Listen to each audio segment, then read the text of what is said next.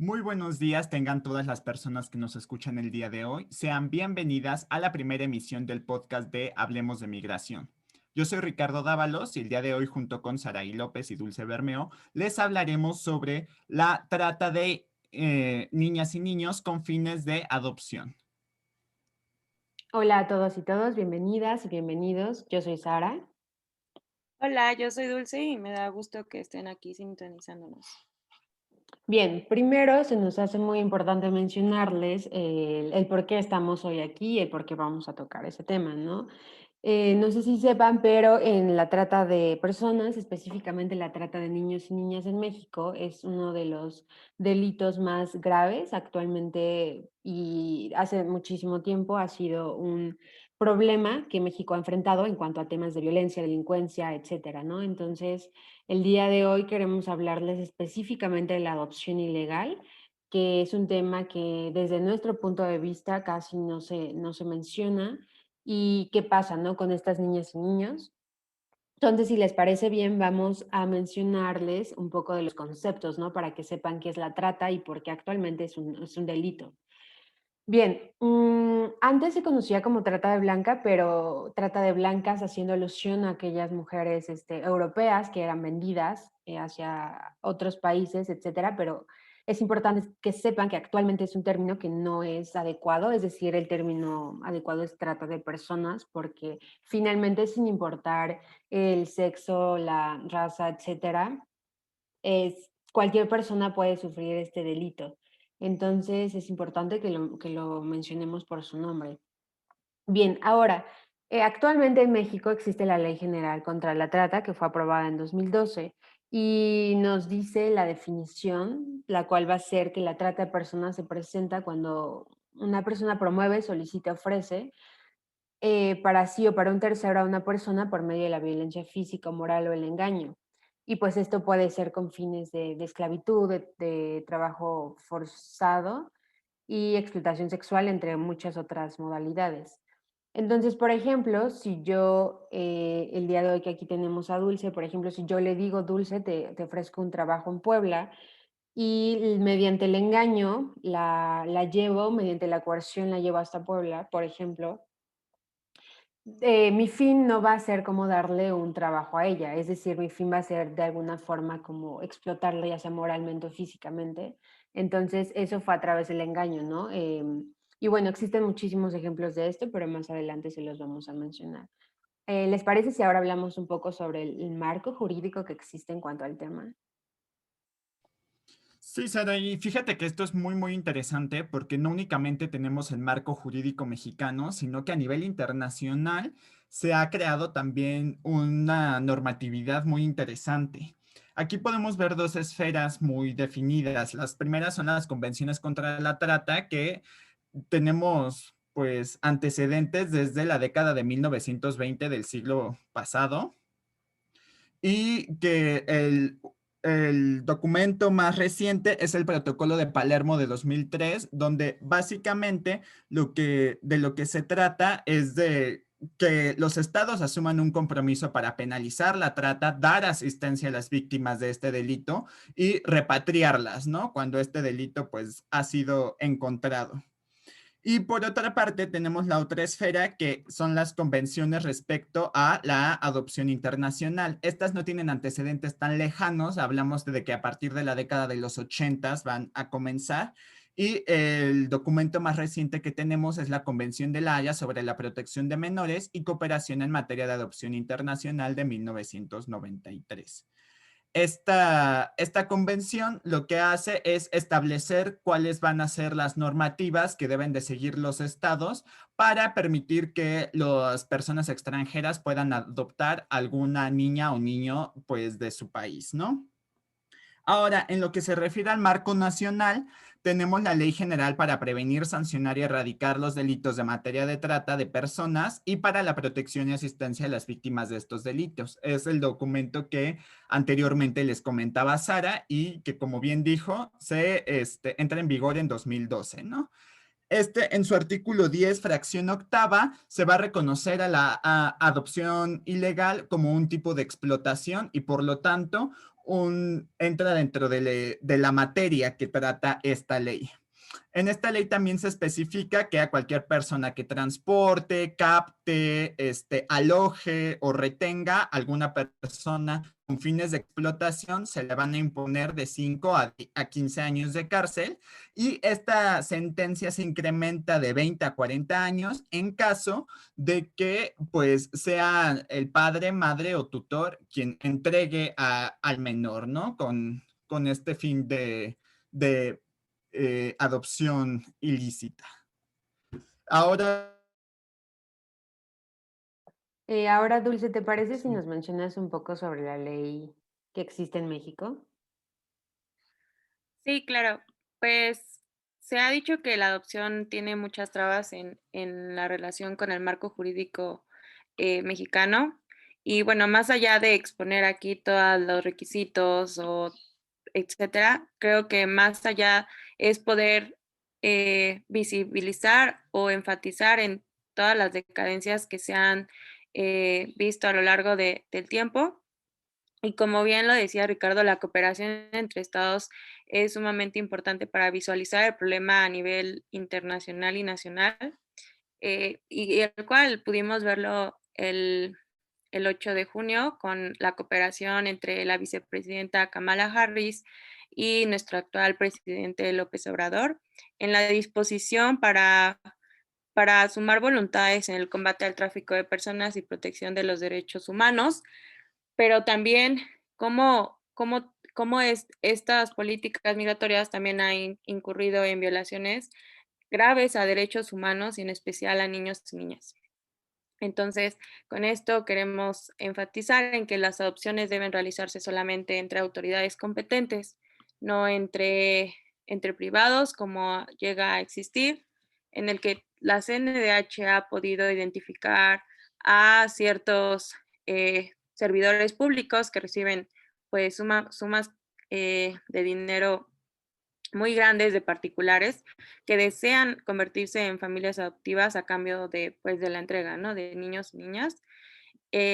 También establecer un fondo financiero para apoyar a organizaciones en la prevención y erradicación, no un recorte como se ha visto en decremento de los derechos del niño y la niña, y también un personal calificado, así como involucrar a la comunidad en la protección de los niños y el no normalizar la violencia. Creo que el normalizar esta violencia para mí ha sido identificada con la alerta Amber. El que cuando se emite esta alerta Amber, pues sí nos causa cierto impacto, pero creo que a la vez el escucharla diariamente o repetidamente nos hace, pues de cierta manera, eh, pues sí, normalizarla y hasta cierto punto ignorarla. Entonces, uno de nuestros puntos es sensibilizar y poder involucrar a más gente en este problema. Sí, coincidimos totalmente contigo. Y bueno, qué mejor que hablar del tema con una experta en el tema. Y bien, en este momento, esta invitada que tenemos el día de hoy, su nombre es Fernanda Mendoza. Ella pues trabaja en la organización Pozo de Vida. Les voy a platicar un poco sobre esta organización. Bien, el Pozo de Vida es una organización no gubernamental que lucha contra la trata de personas en México y Centroamérica, desde tres áreas: la prevención, intervención y restauración de niños, familias y comunidades que son vulnerables a este crimen. Actualmente cuentan con 9 proyectos que les permiten tener influencia a nivel nacional en México, así como ser referencia en un nivel continental, siendo parte de la Coalición Regional contra el Tráfico Humano y Tráfico de Migrantes en Latinoamérica y el Caribe. María Fernanda Cortés Mendoza es licenciada en Sociología por la Universidad Autónoma Metropolitana, cuenta con diplomados en trata de personas y prevención del abuso infantil. Ha colaborado con el Pozo de Vida desde hace 5 años en la atención de niños, niñas, adolescentes y mujeres en movilidad humana. Actualmente funge como líder de proyectos. Entre sus actividades está también la capacitación a personal de Sedena, Indesol y casas de migrantes en materia de trata. Bienvenida, Fernanda. ¿Te parece si platicamos un poco sobre qué factores hacen que una niña o niña sean más vulnerables a ser víctimas con fines de trata? Claro que sí, Sara. Muchísimas gracias a ti, a Dulce y a Ricardo por esta invitación. Es un gusto estar con ustedes. Y bueno, respondiendo a tu pregunta, en cuanto a qué factores hacen que un niño o una niña seamos más vulnerable a ser víctima de trata de persona con fines de adopción, me gustaría justamente plantear que hay dos situaciones. Están los factores de riesgo, que son aquellos que, digamos, tienen que ver con el contexto individual, con la persona, ¿no? ¿Cuáles son estos factores de riesgo? Bueno, son la discapacidad, las adicciones, que si convergen con las condiciones de vulnerabilidad que están asociadas a lo estructural, a lo que no depende de la persona, que son los altos niveles de violencia social, que son la pobreza y la carencia, que son sistemas de justicia y seguridad pública deficientes, que es la precariedad económica, que es la discriminación por género y la presencia de migración interna o internacional. Una vez que justamente eh, convergen tanto los factores de riesgo como las condiciones de vulnerabilidad, incrementan las posibilidades de que una persona se convierta en víctima de trata de personas, ya sea en su modalidad, de adopciones ilícitas o en cualquiera de las otras 10 que están establecidas en la ley mexicana, ¿no?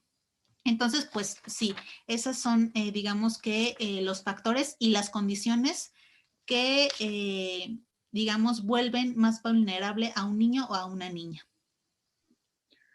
Ok, gracias por esa respuesta. Sí, como lo decías, nos urge comprender la realidad de nuestra niñez y así podernos ocupar de lo que importa, ¿no? Del ser humano. Y con esto va nuestra siguiente pregunta, que es si ser migrante es un factor de vulnerabilidad. Ok, la respuesta es sí. Como bien dije en la respuesta anterior, pues obviamente una de las condiciones de vulnerabilidad es la presencia de la migración interna o internacional, ¿no?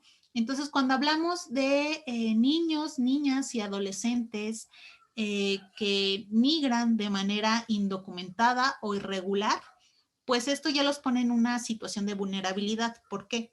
Porque no viajan con documentación que, pues digamos, pueda permitirle al Estado mexicano saber de su presencia en el país. Y con esto, pues ellos y ellas se vuelven en objetos, pues más fáciles o más codiciados, por así decirlo, para el crimen organizado.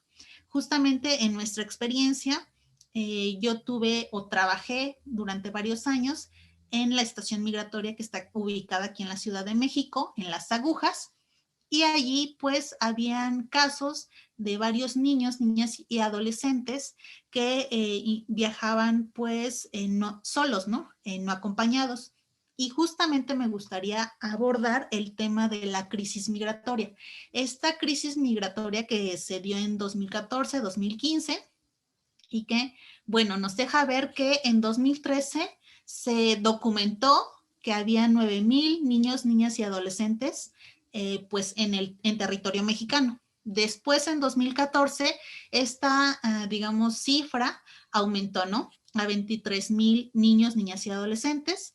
En 2015, pues volvió a incrementarse en 39,000 y en 2016 a 41,000. Después, en 2017, hubo un decremento, pero los incrementos de 2014 y 2015 son los que se tomó por llamar la crisis de los menores migrantes. Esto se asoció a las políticas migratorias de los Estados Unidos. Sin embargo, aquí hay que decir que muchos de esos niños, niñas y adolescentes viajaban tanto acompañados como no acompañados. Sin embargo, estaban obviamente en una situación de vulnerabilidad porque podían ser víctimas de secuestro, de extorsiones, de robos, de abuso sexual y obviamente de otro delito que es la trata de personas, ya sea en esta modalidad de adopciones ilícitas o en cualquier otra como puede ser también la explotación sexual o laboral. Entonces, bueno, esta crisis de niños y niñas y adolescentes migrantes, pues obviamente en su mayoría estaba compuesta por niños de nacionalidades como lo son hondureñas, guatemaltecas y salvadoreñas, ¿no?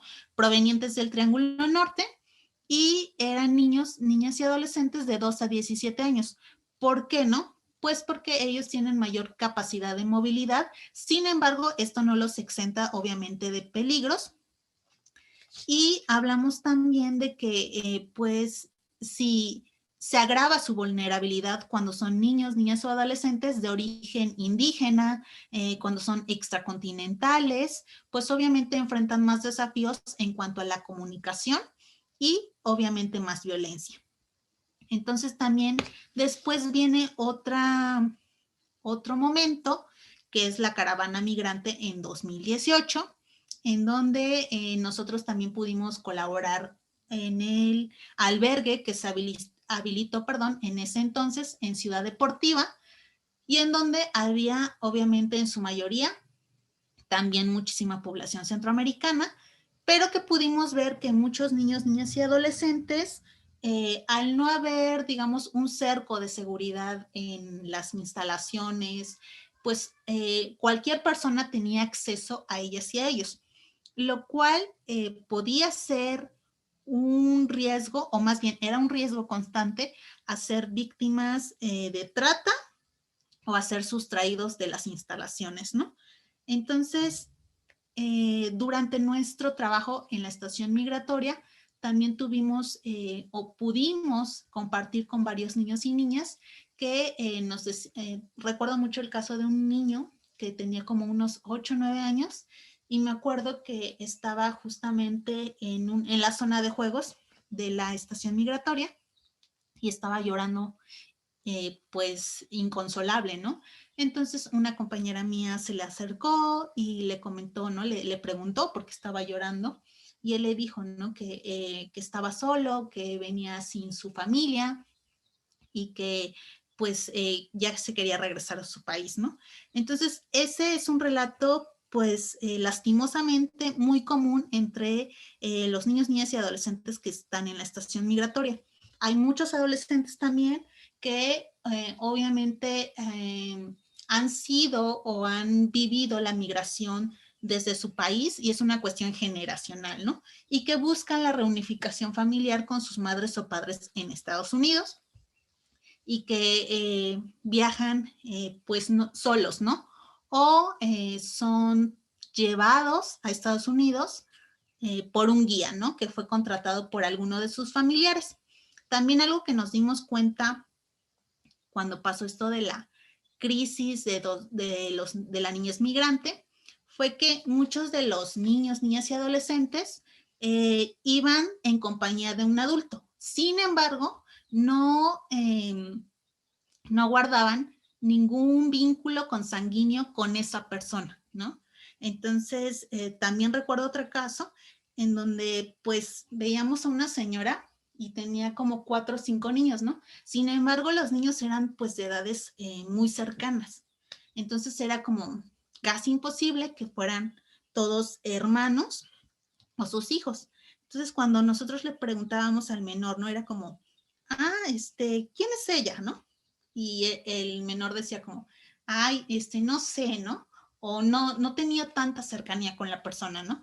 Entonces ahí nos dejaba ver que quizás no tenía justamente este vínculo con la persona, y lo cual lo pone en una situación vulnerable porque esa persona con la que viaja, ese adulto, puede entregarla a redes de trata de personas, a diferentes, pues,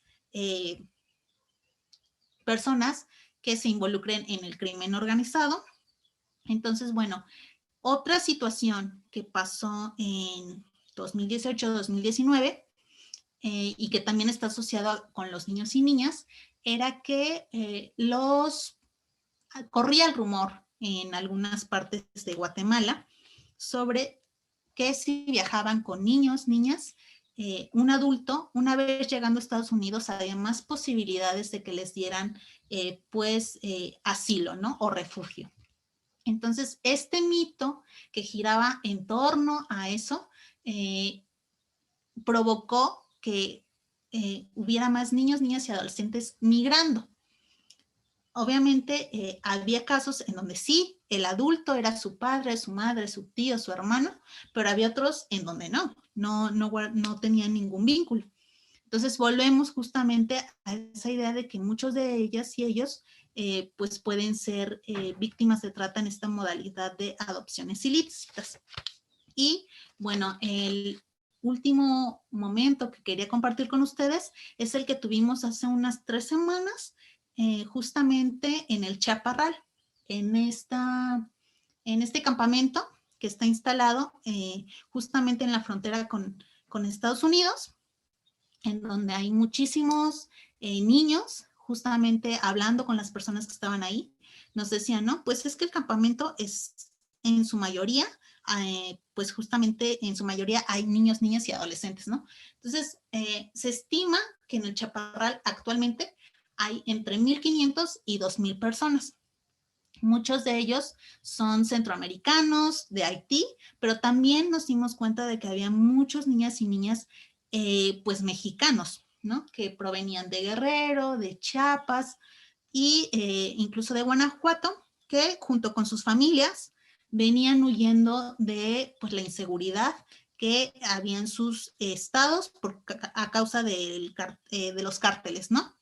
Entonces, ahí también era muy visible esta cuestión de precariedad y de inseguridad que había en la zona, ¿no? Porque no hay un cerco de seguridad, no hay policía, cualquier persona tiene acceso a los niños y a las niñas, ellos se acercan a cualquier persona, entonces también nos deja ver que si alguna persona los llegara pues digamos, a secuestrar, pues sería pues relativamente fácil, ¿no? Y lo pongo entre comillas, pero que volvemos a esta cuestión, a esta palabra que no deja de estar presente, que es la vulnerabilidad y de el riesgo constante que viven niños y niñas, en este caso, en esta zona, en el Chaparral, a ser víctimas no solamente de trata, sino también de otros delitos, como es el abuso sexual, como es el secuestro,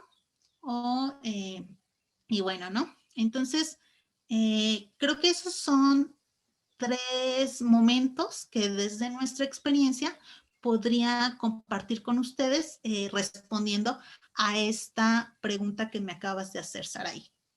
Sí, claro. Y como mencionas, o sea, también pueden ser víctimas de otros delitos, o sea, por ejemplo, que el crimen organizado los capte y sean sicarios, sicarias. Es muy común saber que en México hay niñas y niños sicarios, ¿no? Actualmente y que la vida que van a tener va a ser muy corta, ¿no?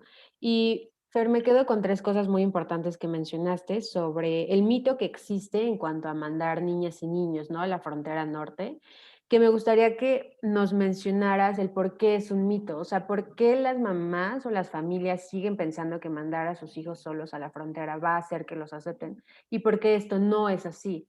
Si nos pudieras mencionar un poco sobre eso y en una segunda instancia el cómo es para ustedes como organización hacer este tipo de trabajos, es decir, cómo ustedes se acercan a estas niñas y niños, como un poco sobre el proceso que tienen que hacer, ¿no? Que lo que tenemos entendido es que, pues primero necesitan los niños y las niñas sentirse en confianza, ¿no? O sea, para que puedan hablar sobre su situación y yo me imagino que es muy diferente acercarte a un niño o una niña que acercarte como a una mujer o a un hombre, ¿no? En ese sentido. Entonces, si nos pudieras compartir un poco más de esto.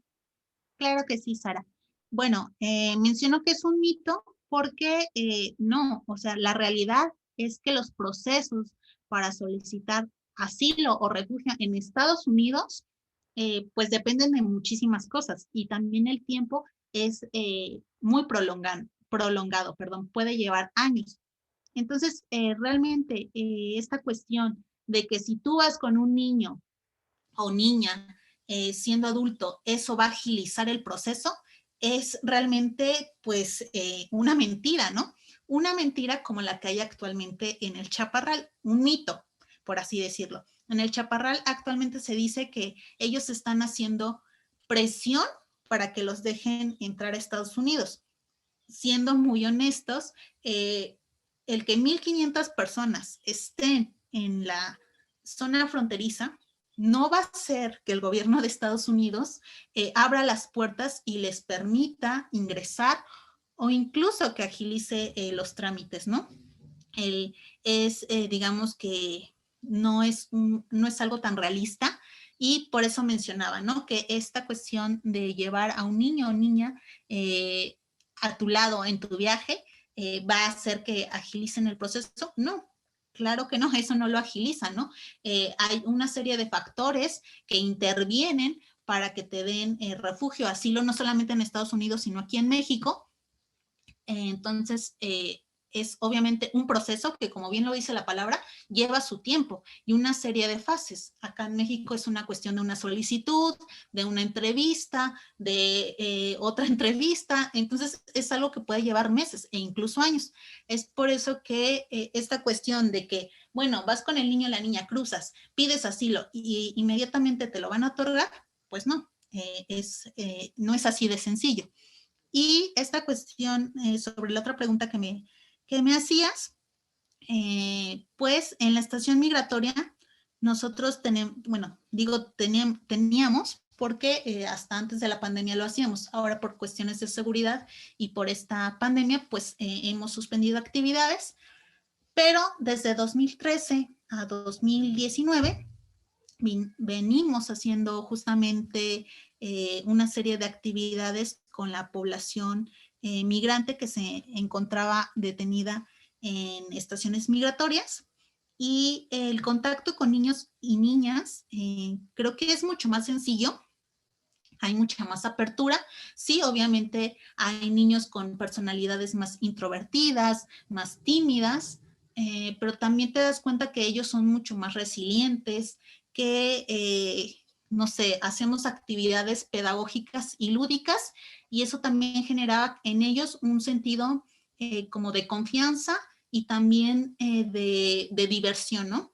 Entonces, eso hacía que ellos fluyeran de mejor manera, que expresaran a través de sus dibujos, de moldeando plastilina o haciendo otras actividades, lo que habían vivido en su viaje, ¿no? En su transitar.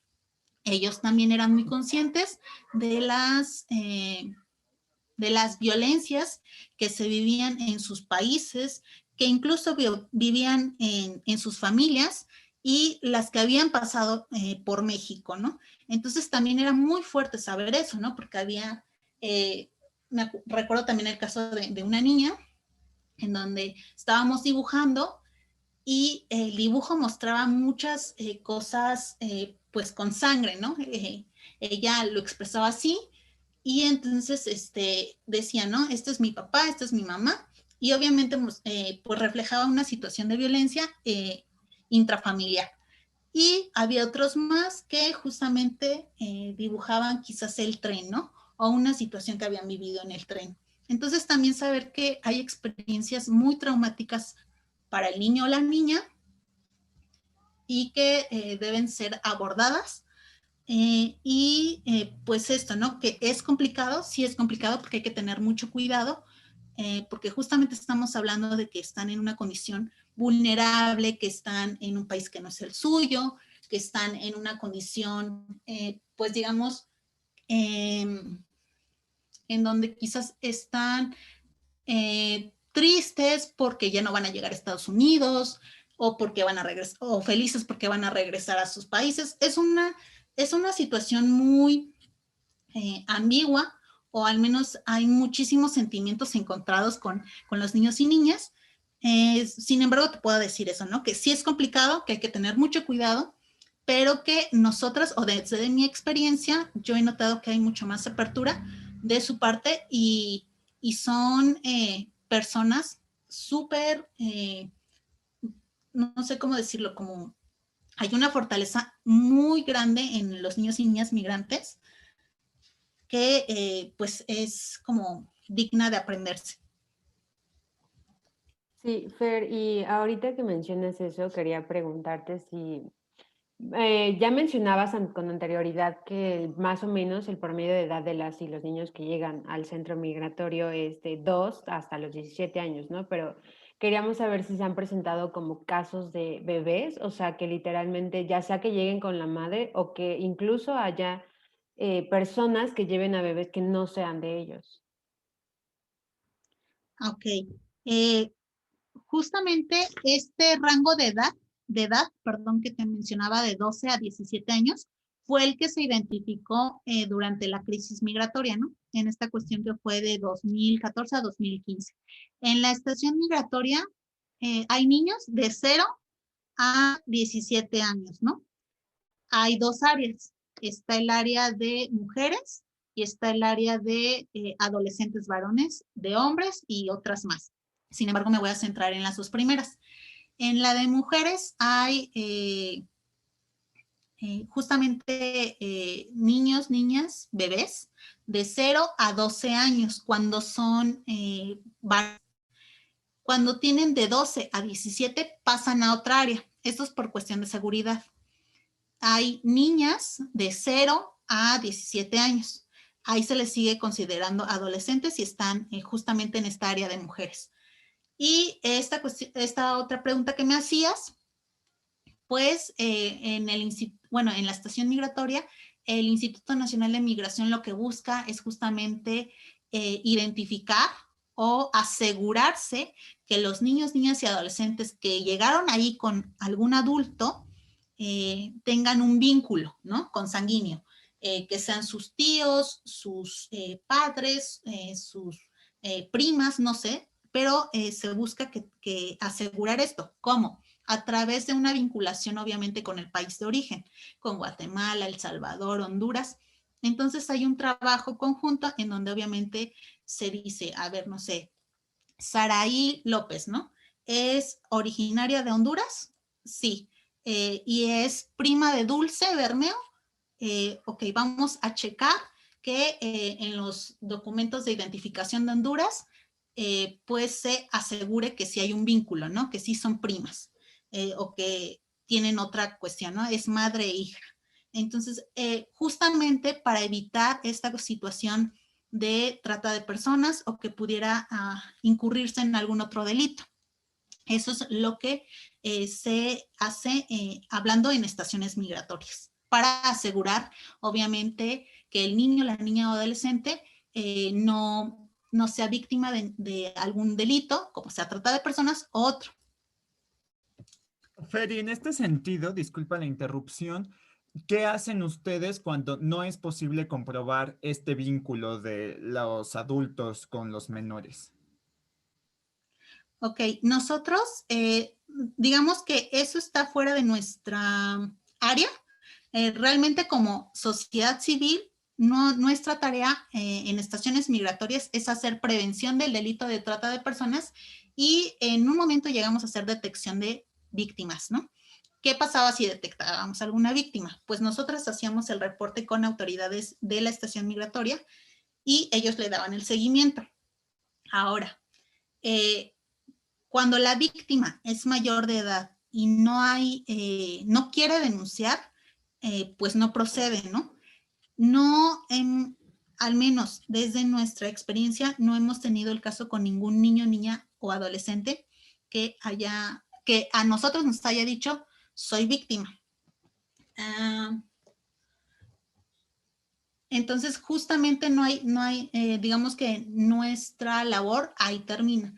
La cuestión de asegurar si hay un vínculo o no entre el menor y el adulto no es algo que propiamente nos corresponda a nosotros como sociedad civil. Eso ya es algo que depende totalmente del Instituto Nacional de Migración. Vale, pues agradezco muchísimo estas palabras que nos has dicho, sobre todo porque nos acercan mucho a cómo viven las personas migrantes todo este proceso, pero también las víctimas de trata, ¿no? Porque muchas veces tenemos como ideas muy, muy perdidas de lo que significa ser migrante y de lo que significa ser, pues, una víctima de trata. Y pues nada mejor que alguien que ha tenido contacto con personas que han pasado por estos procesos, pues para platicarnos sobre esto. Ahora, al respecto, yo lo que te quería preguntar es de qué consecuencias psicológicas pues las personas víctimas de trata, pero en particularmente las niñas y niños víctimas de trata, independientemente de, pues, de la modalidad de trata que se esté hablando, ¿no? Gracias, Ricardo. Bueno, las consecuencias en la salud, en lo emocional, se ha documentado que pues figura la depresión, el trastorno por estrés postraumático, también trastornos de ansiedad, ideas suicidas, trastornos somáticos, esto que, ¿no? Que tiene que ver con los dolores que llegan a ser discapacitantes o alguna disfunción física. Exactamente en la modalidad de adopciones ilícitas, hay chicas, chicos que una vez que fueron, bueno, que son adultos y que quizás ahora se vinieron a enterar que fueron adoptados de manera ilícita, refieren que ellos han sufrido una cuestión de estrés postraumático y trastornos de ansiedad, ¿no? Entonces, obviamente, el ser víctima de trata en cualquier modalidad pues tiene consecuencias a nivel físico, emocional, que sí pueden cambiar de acuerdo a cada modalidad, es decir, una persona que fue víctima de adopciones ilícitas no va a tener las mismas consecuencias a nivel emocional o físico que una víctima que fue explotada sexualmente, ¿no? Pero estas son algunas de las consecuencias que podemos identificar en víctimas a nivel general y, como hice la especificación, de adopciones ilícitas.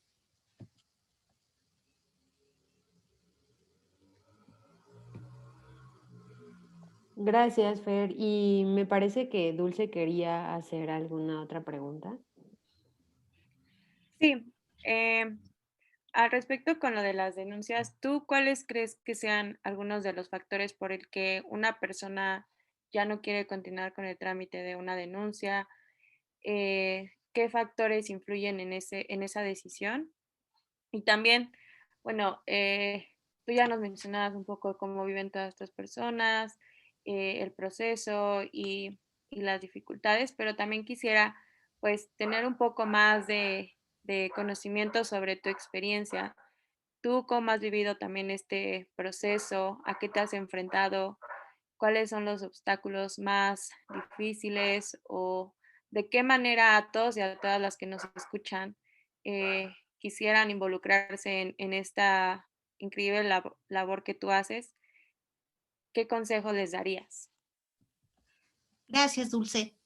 Bueno, respondiendo a tu primer pregunta, creo que los factores que pudieran intervenir para que una persona decidiera no denunciar son la revictimización que viven pues víctimas nacionales mexicanas y que también, ¿no? Quizás en un mayor grado también viven las víctimas extranjeras o en este caso migrantes. Es una realidad que cuando vas a un ministerio público a levantar una denuncia, no sé, voy a poner un ejemplo, ¿no? Por una cuestión de un abuso sexual, te dicen, ¿no? Como esta cuestión de, ay, no, ¿cómo cree? O no, es mentira. O sea, te cuestionan constantemente, te dejan esperando horas en el ministerio público para que te revise un médico. Hay una cuestión de revictimización muy grave. Entonces, esto lo vive la víctima de cualquier delito y cuando hablamos de trata de personas, sucede también, ¿no? Y hay este estigma sobre la víctima, ¿no?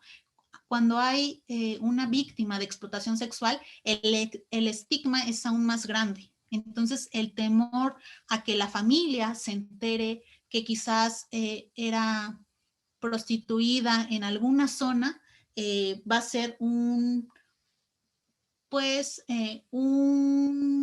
freno para que la mujer decida denunciar, ¿no? También esta cuestión que vivimos muy de cerca con una chica migrante fue justamente que ella había sido víctima de explotación sexual en Tapachula Y ella nos decía, ¿no? Yo no quiero denunciar porque estoy en un país que no es el mío, porque yo ya sufrí aquí demasiado tiempo. Ella fue explotada 6 meses y decía, no, yo quiero regresar con mi familia, ya sufrí demasiado, no quiero pasar por un proceso tan largo. Sí, cuando una mujer, bueno, cuando una persona, hombre, mujer, niño, niña, adolescente, es víctima de trata de personas en México, él o ella pues, tiene derecho a a una visa por razones humanitarias, ¿no? Lo que, pues digamos, le permitiría estar en este país de manera documentada. Sin embargo, en el caso que acabo de mencionar, pues ella decidió no hacerlo, ¿no? Por esta cuestión de que el solo hecho de estar en este país le resultaba aún más traumático, ¿no? Afectaba más su salud emocional. Entonces es por eso que ella decidió no denunciar. Creo que, y yendo a la otra pregunta, creo que los retos, pues, son, son varios. Obviamente, cuando estamos trabajando un tema tan sensible, tan complejo como es la trata de personas, hay una carga emocional en las historias que escuchas, pero también hay varias satisfacciones y creo que el visibilizar, el sensibilizar a la población sobre pues este delito es una tarea pues también que hay que hacer, que es necesaria, porque hay muchos mitos, ¿no? O hay muchos prejuicios sobre aquellos y aquellas que son víctimas de este delito, y me refiero más a esta cuestión de explotación sexual, ¿no? En donde se cree que muchas de las mujeres que están siendo prostituidas, pues lo hacen de manera voluntaria, y no es así, ¿no? Entonces, creo que también como desmitificar esos mitos es pues necesario. Y la cuestión pues jurídica, ¿no? Aunque hay una ley o aunque hay diversos instrumentos a nivel nacional e internacional, eh, una cuestión es el discurso y otra cuestión es cuando se aplica, ¿no? Entonces, también esta cuestión de que no haya o que no haya o que no haya suficientes sentencias condenatorias, perdón, o que en un estado se den más años y en otro menos, aunque sea la misma modalidad, pues digamos que hay varios vacíos, ¿no? A nivel legal en cuanto a la trata de personas. Creo que esos son los retos a los que nos enfrentamos y como sociedad civil es importante saber que el, el erradicar, el trabajar contra la trata de personas es una cuestión pues que obviamente en la que tienen que intervenir todos los actores posibles, ¿no? Me refiero a academia, al Estado y obviamente a la sociedad civil. Muchas gracias, Fer. Y justamente la última pregunta que te quiero hacer es para ya entrar y redondear esta cuestión y el tema que nos compete el día de hoy.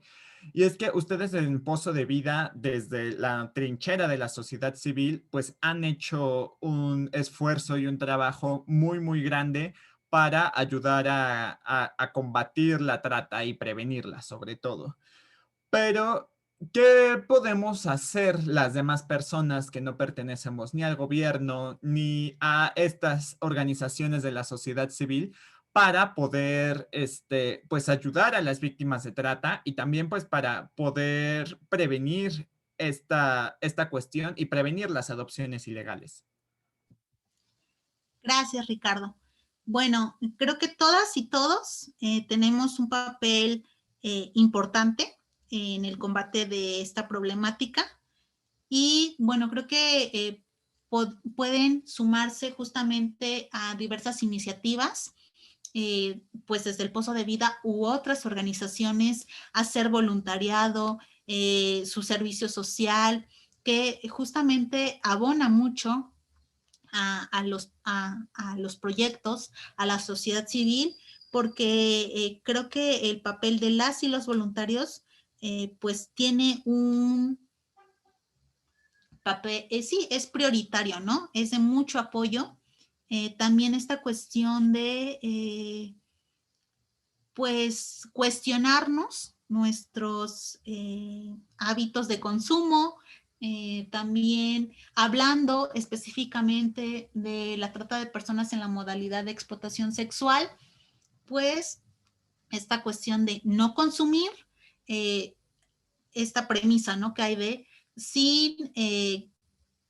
sin consumidores no hay trata de personas, ¿no?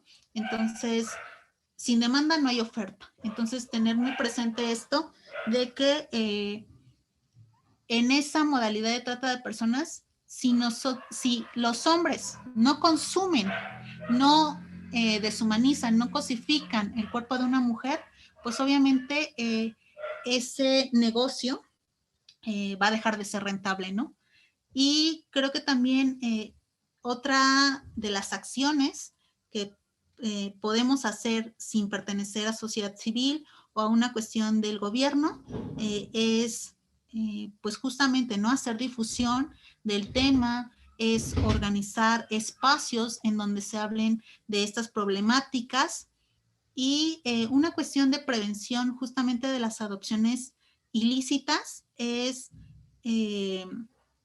pues tratar de no ceder ante estas cuestiones que muchas veces dicen, ¿no? De agilizar el proceso. Ok, si agilizar el proceso, para agilizar el proceso te piden, no sé, 15,000 pesos y después 20,000 pesos, pues es una cuestión que no es ética y que también deberíamos de entonces decir, ok, aquí hay algo raro, esto no es normal, porque no es normal, no es común, no es legal, que tengas que dar tanto dinero para agilizar el proceso, ¿no? Y lo pongo entre comillas, porque así es como muchas veces se les vende a las personas o se les hace creer que pues que va a ser más fácil obtener la adopción de un niño, niña o adolescente. Sin embargo, pues es una cuestión de trata, ¿no? Entonces yo creo que justamente eso de obviamente estar o investigar a la organización que hace las adopciones, a los intermediarios y pues creo que eso sería lo que aportaría en cuanto a esa pregunta, Ricardo. Sí, muchas gracias. Y también lo que mencionabas sobre, o sea, sabemos que el proceso legal para adoptar en México es muy tardado, ¿no? Creo que ahí también habría que checar en qué fallas está teniendo el Estado y por qué el proceso es tan tardado, porque justamente se tiende a caer en lo que ya mencionabas. En cuanto a agilizar el proceso, terminan dando dinero y terminan cayendo exactamente en lo mismo, ¿no? Que es como corrupción en México.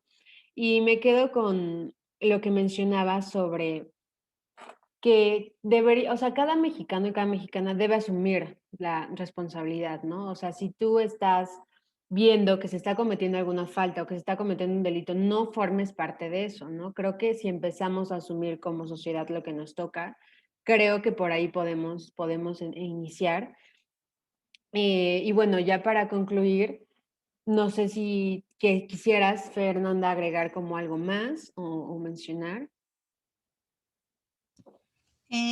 Pues agradecerles, Dulce, Sara y Ricardo, por la invitación. También a las personas que nos escuchen, pues invitarlos, ¿no? E invitarlas a que formen parte de iniciativas contra este delito, porque es muy importante, ¿no? Y como bien me dijo Sara, todas y todos tenemos la responsabilidad, ¿no? Y saber que también es un delito del que todos y todas podemos ser víctimas, o sea, no porque seamos universitarias, universitarios, estamos exentos, ¿no? Entonces,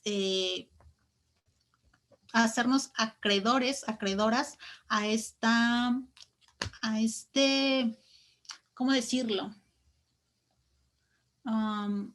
Ay, se me fue la palabra, pero bueno, saber que podemos hacer algo desde donde estemos, ¿no? No decir, bueno, es que yo no puedo hacer nada. No, claro que puedes, ¿no? Claro que podemos. Si hay voluntad, se puede, ¿no? Porque, pues, esta es una lucha, es un tema que, como muchas otras problemáticas sociales, pues si nosotras y nosotros no intervenimos, no va a cambiar. Entonces, creo que eso sería lo que agregaría. Bueno, Fernanda, pues muchísimas gracias por acompañarnos el día de hoy. Espero que con tus comentarios pues vas a tocar a muchísimas personas y pues muchos ya estamos pensando, ¿no? Sobre qué tanto desconocíamos acerca de la trata y de la adopción ilegal y por qué es que conviene mantenernos informados. Antes de irte, Fernanda, ¿te gustaría que brindarnos el espacio donde donde podemos contactar a Pozo de Vida? Sí, gracias, Ricardo. Bueno, pueden seguirnos en todas nuestras redes, El Pozo de Vida, así nos encuentran en Facebook, en Twitter, en Instagram. También tenemos un canal de YouTube en donde pueden encontrar varios videos sobre trata de personas. Tenemos una plataforma digital que es www.prevenirlatrata.com, en donde van a encontrar un curso sobre trata de personas, conceptos, estadísticas, son videos cortos, pero muy llamativos, muy digeribles, en donde si ustedes pues cursan esos 4 módulos, hacen sus evaluaciones, van a obtener un certificado avalado por el Pozo de Vida y la ONU. Entonces, pues los invito a que pues conozcan, que visiten la plataforma. También ahí nos pueden encontrar en nuestro sitio web, El Pozo de Vida, así lo buscan. Y les va a aparecer la página para que conozcan nuestros proyectos. También, si quieren hacer una cuestión de voluntariado, servicio social, pueden enviar un mensaje a la página de Facebook o un correo y ahí van a darles más detalles sobre de qué manera podrían colaborar. Bueno, pues muchas gracias. Hay que aprovechar estos espacios que nos comentan y sobre todo este curso que se ve pues muy interesante, ¿no? También los invitamos a todas las personas que nos escuchan a que nos sigan en nuestra cuenta de TikTok, @hablemos_de_migración, donde vamos a estar tocando este tema y también otros temas relacionados con la migración internacional. Sin más por el momento, les deseo un muy buen día y eso sería todo por hoy. Muchas gracias por su atención. Gracias, hasta luego.